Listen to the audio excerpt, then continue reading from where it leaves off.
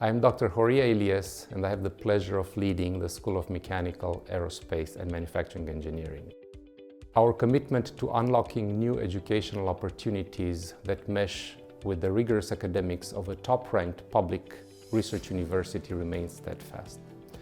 With that, we are introducing a new Master of Engineering concentration in digital design and manufacturing. Our cutting-edge program is aimed at students seeking to expand their understanding of the latest digital tools and models used by industry today in engineering design and manufacturing.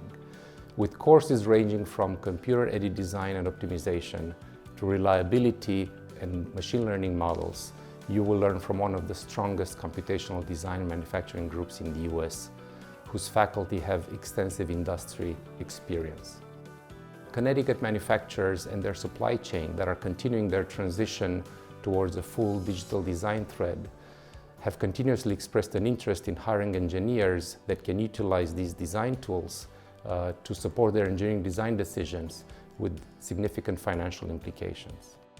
If you're interested in additional details about this new Master of Engineering program, please visit the websites of UConn Center for Advanced Engineering Education or that of the School of Mechanical, Aerospace and Manufacturing Engineering.